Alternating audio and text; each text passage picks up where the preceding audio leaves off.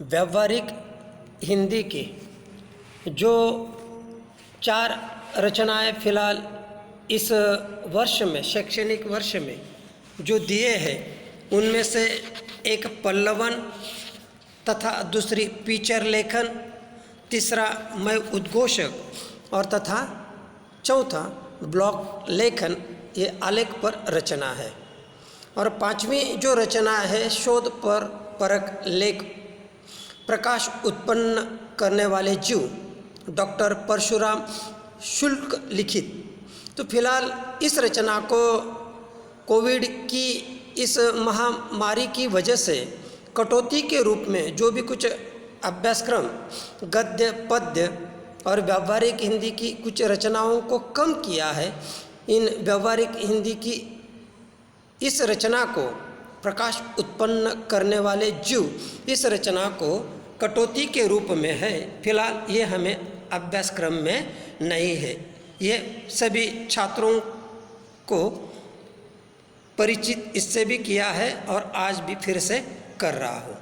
पल्लवन व्यावहारिक हिंदी की जहाँ तक बात आती है तो फिलहाल इस पाठ्य पुस्तक का जो मकसद है वो मकसद देखा जाए तो छात्रों के प्रति उनकी आकलन क्षमता, शब्द संपदा, उनका अभिव्यक्ति कौशल्य,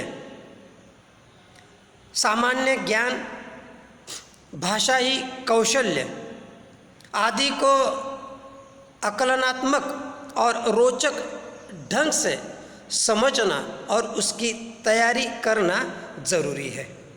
और यही इस पाठ्य पुस्तक में जिन रचनाओं को अंतर्भूत किया है उसका उद्देश्य वही है। और इसीलिए जहाँ तक बात होती है व्यावहारिक हिंदी की इन रचनाओं की, तो हम में जो व्याप्त जो कला है, हम में जो क्षमता है, इस क्षमता को विकसित करके हम अपने जीवन को अपना जीवन का जो भविष्य है वो भविष्य उज्जवल कर सकते हैं। जहाँ तक रोज़गार की बात है, आए दिन हम देखते हैं कि दिन ब दिन रोज़गारी की समस्या दिन ब दिन बढ़ती जा रही है।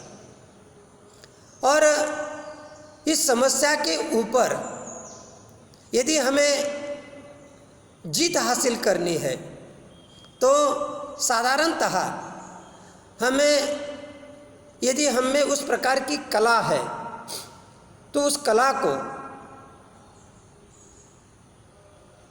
यहाँ पर प्रस्तुत करके हम रोज़गार के साथ साथ समाज में मान, सम्मान, प्रतिष्ठा भी प्राप्त कर सकते हैं। व्यावहारिक हिंदी की सभी रचनाओं को उस नज़रिए से हमें देखना चाहिए और उन नज़रियों को देखते समय जहाँ तक बात आती है तो स्वाभाविक हम अपने जीवन में एक अच्छा भविष्य हम निर्माण कर सकते हैं।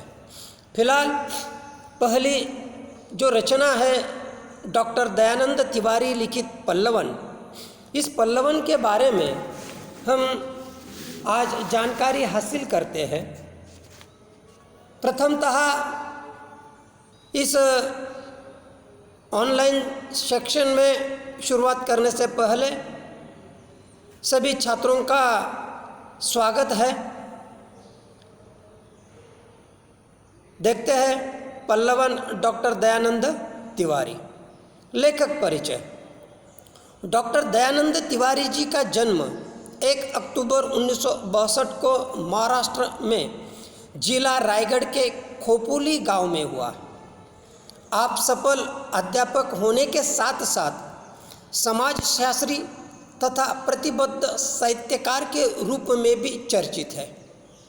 विविध विषयों पर किए जाने वाले गहन अध्ययन के साथ साथ चिंतन के फलस्वरूप आप आकाशवाणी, और दूरदर्शन के राष्ट्रीय चैनलों पर आयोजित परिचर्चाओं में सम्मिलित होते रहे।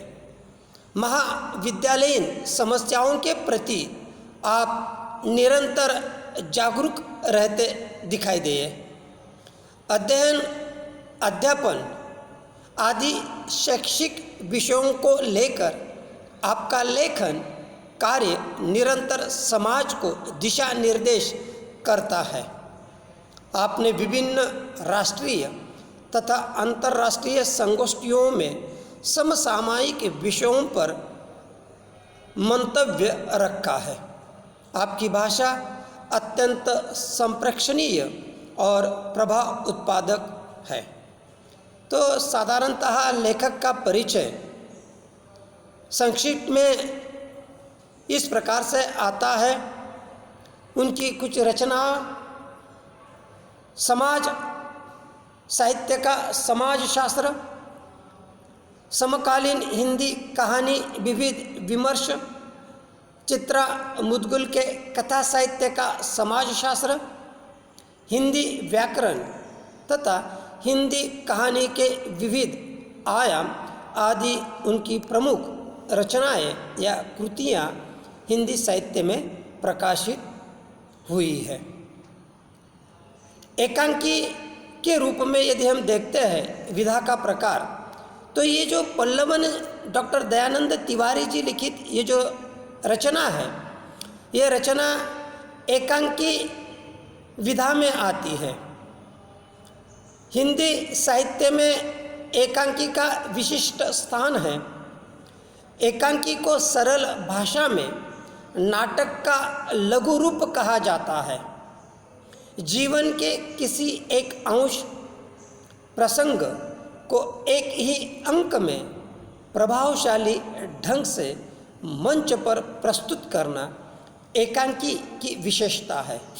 अपनी बात को व्यक्त करने हेतु वर्तमान समय में एकांकी को उपयोग में लाना लेखकों के लिए उपयुक्त सिद्ध होता है।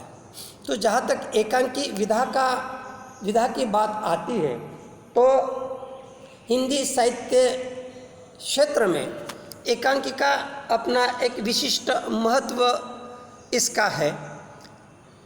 वैसे देखा जाए तो एकांकी यानी के एक नाटक का एक छोटा सा रूप, और इस एकांकिका के माध्यम से किसी व्यक्ति या किसी अंश या किसी प्रसंग को चंद शब्दों में रंगमंच के ऊपर प्रभावशाली ढंग से प्रस्तुत करना, ये विशेषता एकांकी की है। और इसीलिए वर्तमान समय में या इससे पहले भी लेखक अपनी बात व्यक्त करने के लिए चंद शब्दों में और स्पष्ट रूप से अपने विचारों को व्यक्त करने के लिए इस एकांकिका विधा का उपयोग करते हुए नजर आते हैं। पाठ परिचय। यहाँ पल्लवन की प्रस्तुति एकांकी विधा में की गई है। साहित्य शास्त्र में पल्लवन लेखन को उत्तम साहित्यकार का लक्षण माना गया है। प्रस्तुत पाठ में पल्लवन अर्थात उद्धरण, सूक्ति, सुवचन के विस्तारित अर्थ लेखन को अत्यंत सरल शैली में समझाया गया है। पल्लवन शब्द की अवधारणा का प्रतिपादन और उसका साहित्य शास्त्रीय विवेचन प्राप्त हुआ है। पल्लवन लेखन के विविध अंगों और नियमों को स्पष्ट करते हुए व्यावहारिक हिंदी के विभिन्न क्षेत्रों में उसकी उपयोगिता पर प्रकाश डालता है।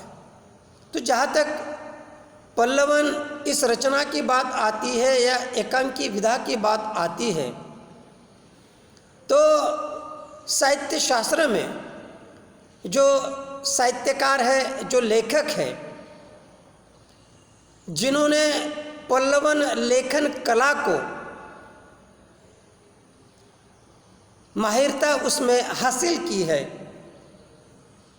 सभी विशेषताओं को उन्होंने जाना, पहचाना और आत्मसात किया है, तो साहित्य क्षेत्र में पल्लवन लेखन को उत्तम साहित्यकार का लक्षण माना जाता है।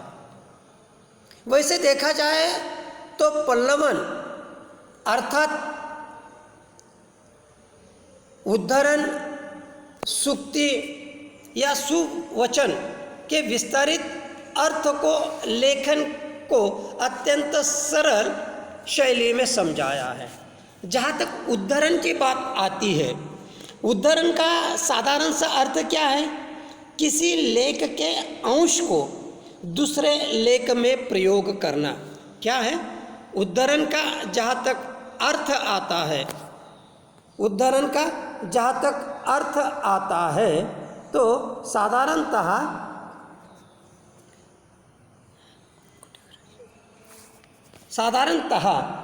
किसी लेख के अंश को दूसरे लेख में प्रयोग करना।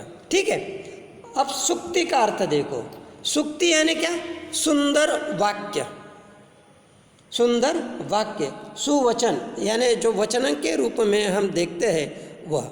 तो आगे चलकर इन शब्दों के ऊपर मैं विस्तार से आपके सामने बात या विचार रखता हूँ। फिलहाल तो इस प्रकार से व्यावहारिक हिंदी के विभिन्न क्षेत्रों की उपयोगिता के तौर पर पल्लवन का महत्व है, और उस प्रकार से हमें आगे चलकर उसका महत्व और भी विस्तार से, उसकी प्रक्रिया, उसका उद्देश्य के बारे में जानने का हम प्रयास करते हैं। जहाँ तक बात आती है पल्लवन डॉक्टर दयानंद तिवारी जी लिखित ये जो एकांकी पर विदा है, पाठ का अध्ययन के उद्देश्य जो है वो उद्देश्य पहले हम देखते हैं, समझने का प्रयास करते हैं, और उस हेतु के द्वारा इस उद्देश्य के प्रति हम इस रचना को या एकांकिका को आगे विस्तार से देखते हैं। तो उद्देश्य क्या है? देखो, किसी उद्धरण, सूक्ति या सुवचन के विस्तारित अर्थ लेखन की शैली समझाना। फिर से दोहराता हूँ, पाठ का उद्देश्य क्या है? किसी उद्धरण, सूक्ति, सुवचन के विस्तारित अर्थ लेखन की शैली को समझाना। दूसरा उद्देश्य है पल्लवन लेखन के अंगों, नियमों, विशेषताएं और महत्व पर प्रकाश डालना। पल्लवन लेखन के जो भी अंग है, जो नियम है, उसकी जो विशेषताएं हैं और पल्लवन का जो महत्व है, इस महत्व पर प्रकाश डालना इस पाठ का उद्देश्य। व्यावहारिक हिंदी तथा साहित्य के विभिन्न क्षेत्रों में पल्लवन लेखन की उपयोगिता पर प्रकाश डालना। जो व्यावहारिक हिंदी के तौर पर, जैसे कि मैंने रोजगार के रूप में हम हिंदी भाषा का उपयोग कर सकते हैं, और तथा हिंदी साहित्य के जो विभिन्न क्षेत्र है, इस क्षेत्र में पल्लवन लेखन की उपयोगिता जो है, महत्व जो है, इस महत्व पर प्रकाश डालने का प्रयास किया है। तो इसी के साथ चंद शब्दों में आगे चलकर जिक्र आएगा उसका। जहाँ तक उद्देश्य की बात है, आगे चलकर विशेषताएं उसकी आती है। मौलिकता, सरलता, स्पष्टता, अनावश्यक विस्तार नहीं होना चाहिए, रचना में अन्य पुरुष मय के साथ शुरुआत, लोकोक्ति। तो इस तरह से यहाँ पर इन विशेषताओं को ऊपर भी हम आगे चलकर पल्लवन के लेखन कला को अवगत कराने का प्रयास करते हैं। ठीक है, तो साधारणतः डॉक्टर दयानंद तिवारी की पल्लवन ये जो रचना है उसका हमने परिचय, उनकी रचनाएं, एकांकी, पाठ परिचय, पाठ का मकसद, उद्देश्य, चंद शब्दों में विशेषताएं। तो पल्लवन एक कला है, लेखन कला है, ये बात समझ लीजिए। पल्लवन क्या है? एक लेखन कला है। और इस कला को यदि हम आत्मसात करते हैं तो साधारणतः हम अपने जीवन को उज्जवल कर सकते हैं। जहाँ तक मैंने कहा, अच्छा खासा पैसा भी आप कमा सकते हैं, यहाँ तक कि समाज में मान, सम्मान, प्रतिष्ठा भी आप प्राप्त कर सकते हैं। ठीक है, तो चलो दोस्तों, आज हम शुरुआत करते हैं इस रचना की। रंगमंच पर ऊपर इस प्रकार का चित्र निर्माण होता है। समय प्रातःकाल 11 बजे, स्थान 12वीं कक्षा का हॉल, रंगमंच। कक्षा में विद्यार्थी प्रवेश कर रहे हैं। कुछ विद्यार्थी आपस में बात कर रहे हैं, कुछ ऊंचे स्वर में एक दूसरे को पुकार रहे हैं। तभी हिंदी शिक्षक कक्षा में प्रवेश करते हैं। सभी विद्यार्थी खड़े होकर नमस्ते करते हैं। अध्यापक, नमस्ते विद्यार्थियों, बैठ जाइए। हमारा हिंदी का पाठ्यक्रम पढ़ाना पूर्ण हो गया है, परीक्षाएं समीप हैं।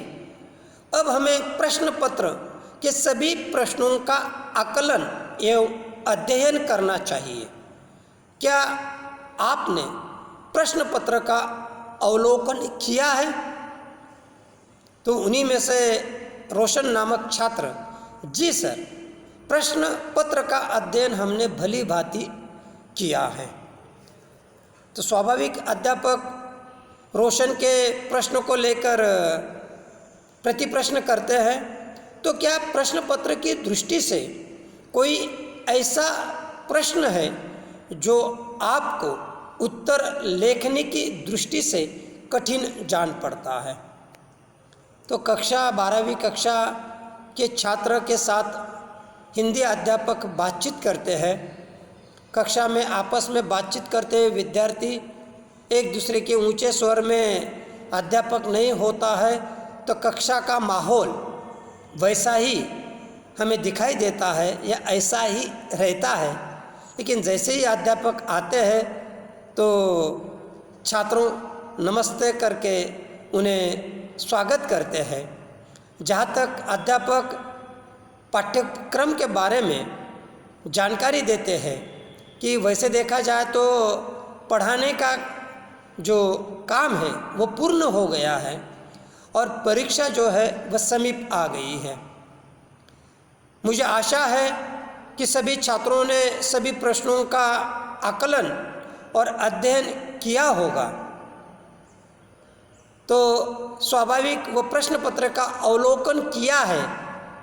प्रश्न करते हैं तो रोशन नामक छात्र बेहिचक रूप से कह देता है कि हाँ किया है। तो स्वाभाविक सभी छात्रों को अध्यापक कहते हैं कि प्रश्न पत्र की दृष्टि से कोई ऐसा कोई प्रश्न है जो आपको लिखने के दृष्टिकोण से या समझने के दृष्टिकोण से आपको कठिन जान पड़ता है।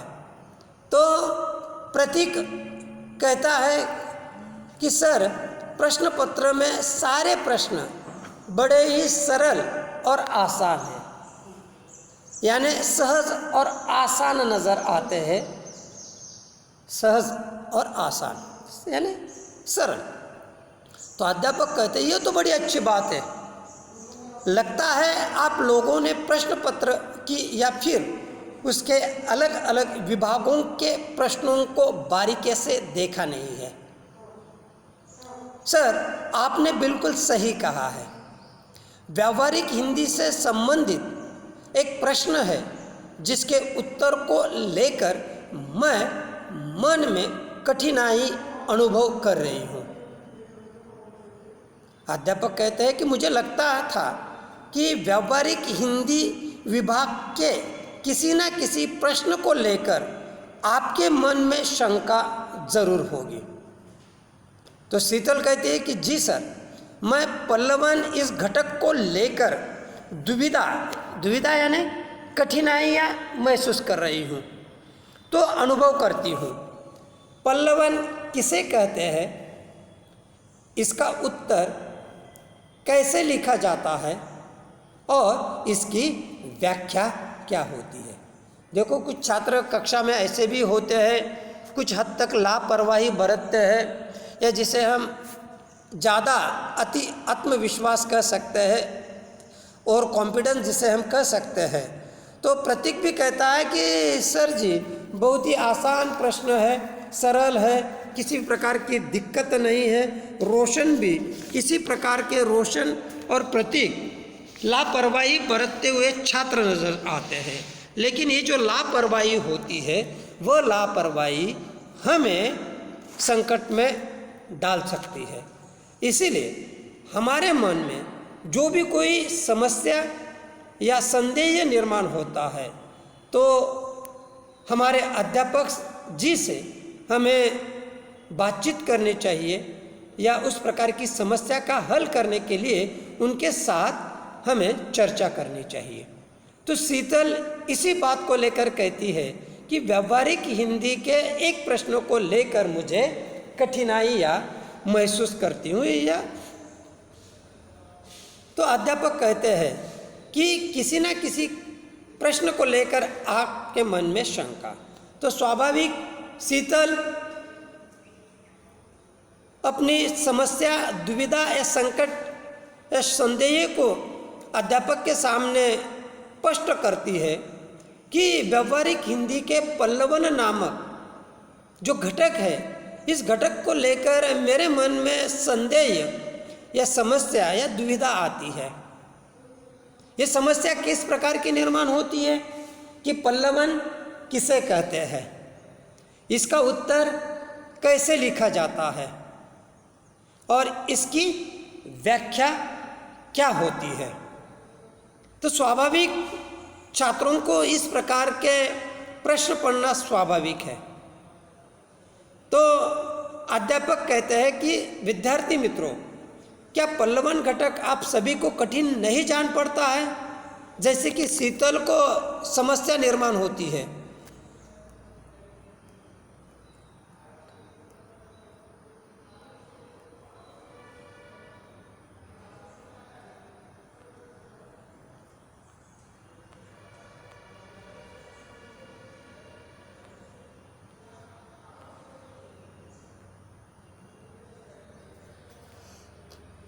तो जिस प्रकार की शीतल को समस्या निर्माण होती है, तो उसी प्रकार की समस्या आपको भी है। तो स्वाभाविक है कि रोशन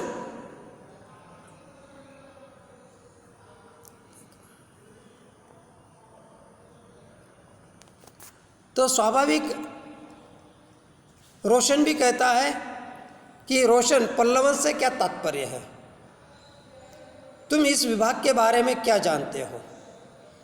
तो रोशन कहता है कि मैं इतना जानता हूँ कि पल्लवन लिखना भी एक क्या है, कला है। तो अध्यापक कहते हैं पल्लवन बहुत कुछ है, इसे प्रत्येक लेखक, शिक्षक व विद्यार्थी को जानना चाहिए। गौरवंश नामक छात्र, इतनी ज़रूरी क्यों है पल्लवन की जानकारी। जहाँ तक पल्लवन के बारे में अध्यापक कहते हैं कि प्रत्येक लेखक हो, शिक्षक हो या विद्यार्थी हो, तो पल्लवन की प्रक्रिया, उसके मकसद, उसका उद्देश्य को हमें जानना चाहिए। स्वाभाविक जिज्ञासा निर्माण होती है गौरांश नामक छात्र के मन में, विद्यार्थी के मन में, कि इतना ज़रूरी क्यों है। तो अध्यापक कहते हैं कि ऊपरी तौर पर पल्लवन हमें सहज लगता है, आसान लगता है, परंतु उसकी जो परिभाषा तथा विशेषताएं हैं, तो विशेषताएं जाने बिना इस कला को कोई आत्मसात नहीं कर सकता है। स्वाभाविक है कि कोई भी कला की जो प्रक्रिया है, उसकी जो व्याख्या है, परिभाषा यानी व्याख्या, उसकी जो विशेषताएं है, जब तक इन विशेषताओं को, परिभाषा को, उसके उद्देश्य को, मकसद को हम समझ नहीं सकते हैं, तो कोई भी कला को हम आत्मसात नहीं कर सकते हैं। पल्लवन भी उसी प्रकार की एक शैली है, लेखन शैली। तो स्वाभाविक उसकी परिभाषा, उसकी विशेषताएं, उसके उद्देश्य को जानना जरूरी है। तो रोशन कहता है कि सर, आप इसकी परिभाषा पर प्रकाश डाल सकते हैं। तो अध्यापक कहते हैं कि क्यों नहीं। हाँ, क्यों नहीं। हिंदी में पल्लवन शब्द अंग्रेजी में एक्सपांशन शब्द के प्रति शब्द के रूप में आता है। पल्लवन का अर्थ है विस्तार या फैलाव। यह संक्षेपण का विरुद्ध अर्थ शब्द है। जब किसी शब्द, सूक्ति, उद्धरण, लोकोक्ति, गद्य, काव्य पंक्ति आदि का अर्थ स्पष्ट करते हुए उसका दृष्टांतों, उदाहरणों अथवा काल्पनिक उड़ानों द्वारा 200 या 300 शब्दों में विस्तार करते हैं, तो उसे पल्लवन कहते हैं। अर्थात विषय का विस्तार करना पल्लवन है। देखो, पल्लवन यानी अंग्रेजी में इसे प्रतिशब्द के रूप में एक्सपांशन कहते हैं। साधारण सा पल्लवन का अर्थ क्या है? विस्तार या फैलाव। विरुद्धार्थी शब्द संक्षेपण यानी संक्षिप्त। जैसे कि पहले कहा है, जब किसी शब्द हो या सूक्ति हो, सूक्ति का अर्थ क्या है? सुंदर वाक्य। उद्धरण किसी लेख के अंश को दूसरे लेख में प्रयोग करना हो, गद्य हो, काव्य पंक्ति हो आदि का अर्थ स्पष्ट करते हुए दृष्टांतों यानी दृष्टांत का अर्थ है उदाहरण या काल्पनिक उड़ानों। काल्पनिक यानी कल्पना से उत्पन्न मन में विचार या भाव, कल्पना से उत्पन्न। तो इस प्रकार के विचारों को लेकर जब हम लिखित रूप में 200 या 300 शब्दों में विस्तार करते हैं तो उसे पल्लवन कहते हैं। संक्षिप्त शब्द में किसी सुंदर वाक्य का, किसी लोकोक्ति का, काल्पनिक विचार का लेकर सुवचन का, गद्य काव्य पंक्ति का संक्षिप्त इस शब्दों का विषय का विस्तार करना यानी क्या है?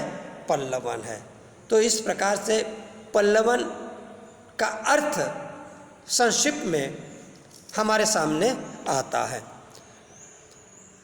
तो रिदम नामक छात्र आगे चलकर प्रश्न करता है, तो क्या पल्लवन का मतलब सिर्फ विषय का विस्तार करना है? जैसे कि अध्यापक कहते हैं कि विषय का विस्तार करना है यानी कि पल्लवन है, यानी किसी अर्थ, शब्द, सूक्ति, लोकोक्ति, गद्य काव्य पंक्ति हो या लोकोक्ति हो, तो इस प्रकार से विषय को लेकर विषय का विस्तार करना यानी पल्लवन है। तो अध्यापक कहते हैं कि नहीं, सिर्फ विस्तार नहीं बल्कि उसकी और भी कुछ विशेषताएं हैं और नियम है। गौरवंश नामक छात्र कहता है कि कुछ समझा नहीं मैं। तो अध्यापक कहते हैं आइए मैं समझाता हूँ। हर भाषा में कुछ ऐसे लेखक होते हैं जो अपने विचारों को सूक्ष्म और संक्षिप्त रूप में रखते हैं। उन्हें समझ पाना हर किसी के लिए आसान नहीं होता। ऐसे समय में पल्लवन के माध्यम से उसे समझाया जा सकता है। स्वाभाविक है कि हर एक भाषा में कुछ ऐसे लेखक होते हैं कि उनके विचार सूक्ष्म और संक्षिप्त रूप में होते हैं, लघु रूप में होते हैं, और ऐसे विचारों को समझना आसान नहीं होता है। और इसीलिए इन विचारों को समझना, जानने के लिए पल्लवन एक अच्छा माध्यम समझा जाता है। तो रोशन नामक छात्र कहता है तो पल्लवन से तात्पर्य निबंध है। जैसे कि हम किसी विषय को लेकर निबंध में भी हम विस्तार करते हैं। तो अध्यापक कहते हैं कि नहीं, कई लोग निबंध और पल्लवन को एक मानने की गलती करते हैं। वास्तव में इन दोनों में अंतर है। निबंध में किसी एक विचार को विस्तार से लिखने के लिए कल्पना, प्रतिभा और मौलिकता का आधार लिया जाता है। पल्लवन में भी विषय का विस्तार होता है, परंतु पल्लवन विषय का विस्तार एक निश्चित सीमा के अंतर्गत किया जाता है। तो स्वाभाविक है, देखो रोशन नामक छात्र का जो सवाल है वह उसकी नज़रिए से सही है।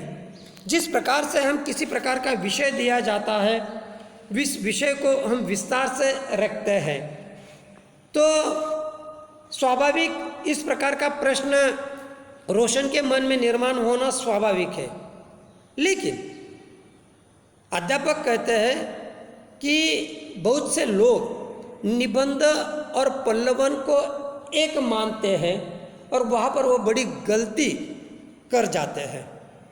वैसे देखा जाए तो वास्तविकता में इन दोनों में अंतर है। अंतर किस प्रकार का है?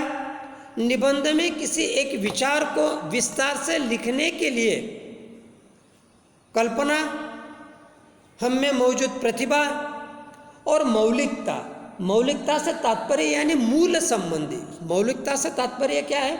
मूल संबंधी। तो